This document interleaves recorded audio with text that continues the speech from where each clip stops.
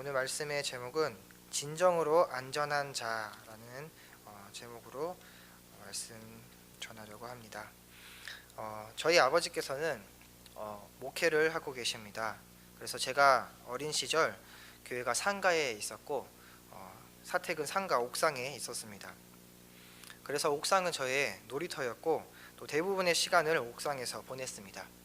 여름에는 땅 따먹기와 한발뛰기, 그리고 얼음땡과 공기놀이, 그리고 보트에 물을 받아서 물놀이를 하곤 했습니다. 또 겨울에는 옥상에 내린 눈이 모두 저의 것이었습니다. 한번 눈사람을 만들면 초등학생 키만한 눈사람을 만들곤 했습니다. 그러나 그 중에서 가장 좋았던 저의 기억은 저의 아지트를 만들어서 그곳에서 놀았던 기억이 있습니다. 큰 냉장고 박스를 이용해서 아지트를 만들기도 했고 또 옥상에 있는 창고를 아지트로 삼기도 했습니다. 저에게 아지트 놀이가 좋았던 것은 저만의 공간이 있었다는 것이었습니다. 사람 한두 명 정도 들어갈 수 있는 그런 좁은 공간에 들어가서 노는 것이 뭐가 그렇게 좋았는지 지금은 잘 모르겠습니다. 그러나 그때에는 그 노는 것이 좋았습니다. 그리고 마음이 편안하고 또 안전하다는 그런 느낌을 받았습니다. 아마도 사람은 누구나 안전하기를 원할 것입니다. 가장 먼저는 가정이 안전하길 원하며, 또 부모와 자녀들이 안전하길 원하며, 또 건강이 안전하길 원하며, 인간관계가 안전하기를 원할 것입니다. 오늘 말씀에서 이스라엘 백성들도 마찬가지였습니다. 안전한 것을 원했던 그들은 그들 자신들이 하나님의 택함을 받은 백성이며, 그리고 예루살렘에는 하나님의 성전이 있고 그 성전에 가서 기도하고 예배드리는 자신들을 안전하다고 생각했습니다. 그러나 그들은 안전하지 않았습니다. 하나님께서 에스겔을 선지자로 세우시고 또 파수꾼으로 세우셨습니다. 여기서 파수꾼이란 고대 국가에서 성읍의 망대나 높은 곳에 올라가서 성읍에 다가오는 적들을 살피고 또 그것을 백성들에게 알리는 일을 하는 사람이 바로 파수꾼이었습니다. 하나님은 이 에스겔을 먼저 선지자로 부르신 후에 그를 파수꾼으로 임무를 맡기셨습니다. 이것은 이스라엘 백성들에게 다가올 하나님의 심판과 또 진노를 백성들에게 일깨우고 경고하는 일을 책임지라는 것이었습니다. 과연 이스라엘 백성들의 모습이 어떻길래 하나님께서 이 에스겔을 파수꾼으로 세우셨을까요? 에스겔 2장 2절에 보면 하나님은 이스라엘을 이렇게 표현합니다.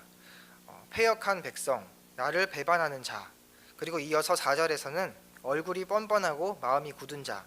또 5절에서는 패역한 족속, 7절에서는 마음이 심히 패역한 자라고 표현하고 있습니다. 하나님께서 이 이스라엘 백성들을 향한 분노가 얼마나 큰지를 이 말씀에서 금방 알 수 있습니다.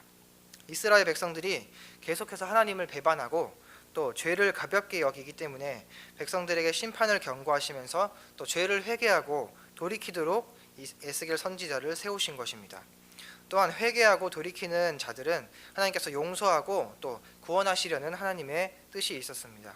이스라엘 백성들의 어떠한 죄 때문에 하나님께서 이렇게 진노하셨을까요? 에스겔 6장 1절에서 7절을 한번 같이 읽어보도록 하겠습니다. 에스겔 6장 1절에서 7절입니다.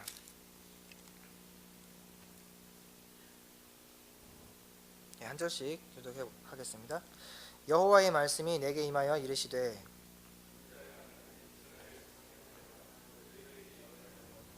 이르기를 이스라엘 산들아 주 여호와의 말씀을 들으라. 주 여호와께서 산과 언덕과 시내와 골짜기를 향하여 이같이 말씀하시기를 나 곧 내가 칼이 너희에게 임하게 하여 너희 산당을 멸하리니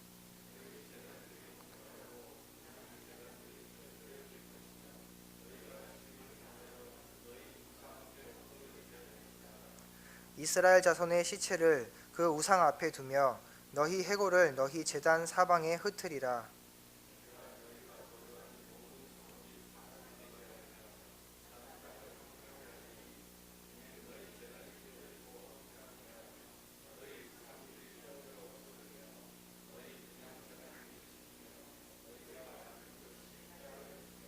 네, 7절 같이 읽겠습니다. 또 너희가 죽임을 당하여 엎드러지게 하여 내가 여호와인 줄을 너희가 알게 하려 함이라. 아멘. 하나님께서 이스라엘 백성들의 우상 숭배 때문에 우상 숭배를 심판하시는 말씀입니다. 이 당시에 이스라엘 백성들의 가장 큰 죄악이 바로 우상 숭배였습니다. 8장 5절에서 18절에는 에스겔의 환상이 나오게 되는데요. 이 에스겔의 환상에서 예루살렘 백성들이 하나님의 성전 안에서 각종 이방 우상들을 숭배하는 가증스러운 그런 장면을 보게 됩니다. 이스라엘뿐만 아니라 우리들도 때로는 우상 숭배하는 모습을 볼 수 있습니다. 꼭 하나님께서 다른 신 외에 하나님 외에 다른 신을 섬기는 것만이 우상 숭배가 아닙니다. 많은 것들이 우상이 될 수 있지만 그 중에서 성경에서 명확하게 보여주고 이야기하고 있는 것들을 잠시 이야기하려고 합니다. 먼저는 재물이 우리의 우상이 될 수 있습니다. 사무엘상 2장은 우리가 잘 알고 있는 엘리 제사장의 아들들과 또 한나의 아들 사무엘의 이야기가 나옵니다. 엘리의 아들들은 제사장이었습니다. 그러나 그들의 행실은 누가 보아도 불량배와 같다고 그리고 불량배와 같은 모습으로 또한 묘사되고 있습니다. 그들은 제사장이기 때문에 누구보다도 하나님을 아는 지식이 많아야 함에도 불구하고 오히려 여호와를 알지 못했다고 성경에 기록하고 있습니다. 그들은 하나님에 대해서 너무나 무지했고 또 그 무지함으로 인해서 하나님께서 하나님의 말씀대로 하지 않고 자신들의 원하는 것을 취하는 그러한 모습을 보여줍니다. 사무엘상 2장 13절 14절에 보면은 이들의 행위에 대해서 자세하게 말하고 있습니다. 제가 읽겠습니다. 그 제사장들이 백성에게 행하는 관습은 이러하니 곧 어떤 사람들이 제사를 드리고 그 고기를 삶을 때에 제사장의 사환이 손에 3살 갈고리를 가지고 와서 그것으로 냄비에나 솥에나 큰 솥에나 가마에 찔러 넣어 갈고리에 걸려 나오는 것은 제사장이 자기 것으로 가지되 실로에서 그곳에 온 모든 이스라엘 사람들에게 이같이 할 뿐이니라. 레위기에 기록되어 있는 그 어떤 제사법에도 백성들이 가지고 온 제물을 제사를 드리기 전에 제사장이 먼저 가지는 것은 성경에 찾아볼 수 없습니다. 그들은 하나님께 드리는 제사에는 전혀 관심이 없고 자기들의 것을 챙기기 위해서 백성들이 가지고 온 제물을 가로챘습니다. 이처럼 우리에게도 가장 연약한 부분이 아마 재물일 것입니다. 많은 사람들이 재물 때문에 망하고 또 재물 때문에 시험에 들고 교회를 떠나기도 하며 또 교회는 재물 때문에 무너지는 모습들을 보게 됩니다. 재물이 우리에게 반드시 필요한 것이지만 과하게 탐내거나 욕심을 내지 않도록 우리는 늘 주의해야 합니다. 두 번째로 자녀가 우리의 우상이 될 수 있습니다. 엘리의 아들들이 악행은 여기서 그치지 않았습니다. 2장 22절 말씀을 제가 읽겠습니다. 엘리가 매우 늙었더니 그의 아들들이 온 이스라엘에게 행한 모든 일과 회막문에서 수종드는 여인들과 동침하였음을 듣고 이 엘리의 두 아들들은 회막문에서 수종을 드는 여인들과 동침하는 악행까지 저질렀습니다. 이러한 악행은 이스라엘 백성들이 가나안 땅에 들어갔을 때에 이방신을 섬기는 사람들이 행하던 모습들입니다. 그들은 하나님의 제사를 멸시한 것도 모자라서 하나님의 성소를 이방신의 성전으로 전락시켜버린 것입니다. 이렇게 그 아들들이 하나님 앞에 극악무도한 범죄를 저질렀음에도 불구하고 그의 아버지인 엘리 제사장은 그들이 아들들이 지은 죄를 가볍게 훈계하는 모습을 볼 수 있습니다. 엘리의 아들들은 하나님 앞에 죽어 마땅한 죄를 지었는데도 엘리는 이렇게 훈계합니다. 2장 24절 25절 말씀입니다. 내 아들들아 그리하지 말라. 내게 들리는 소문이 좋지 아니하니라. 너희가 여호와의 백성으로 범죄하게 하는도다. 사람이 사람에게 범죄하면 하나님이 심판하시려니와 만일 사람이 여호와께 범죄하면 누가 그를 위하여 간구하겠느냐 하되 그들이 자기 아버지의 말을 듣지 아니하였으니 이는 여호와께서 그들을 죽이기로 뜻하셨음이더라. 어떤 목사님께서 이런 말씀을 하셨습니다. 문제 아이는 없다. 문제 부모만 있을 뿐이다. 다 맞는 말은 아닙니다. 그러나 일리가 있는 말입니다.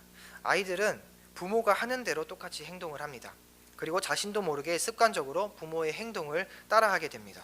저도 어린 시절 아버지의 엄격한 모습을 보면서 나는 자상하고 착한 그리고 아이들을 사랑하는 아버지가 되어야지 라고 늘 생각해 왔습니다.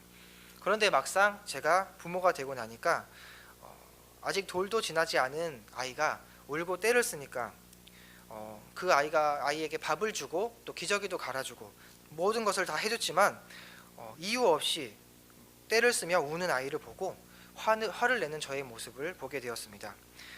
그래도 저희 아버지는 제가 돌이 지나고 나서부터 저를 혼냈다고 합니다. 그런데 부모는 이렇게 아이들이 바르게 신앙생활을 할 수 있도록 가르치고 때로는 훈계를 해야 합니다. 그런데 때로는 아이들이 힘들어하는 모습이 안타까워서, 그리고 때로는 남들보다 공부할 시간을 빼앗겨서 좋은 대학에 가는 것을 방해될까봐 또 그렇게 훈계하지 못할 때가 있습니다. 우리가 믿음의 도리를 굳게 잡고 하나님께로 나아가는 만큼 아이들에게도 똑같이 가르쳐야 하는 것이 마땅합니다.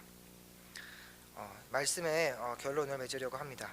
오늘 본문 말씀으로 돌아가서 예루살렘 주민들은 자신들의 가증한 죄악 때문에 하나님께서 이미 그들을 떠나신 것을 잊어버리고 자신들이 안전하다고 생각하며 그렇게 살고 있었습니다.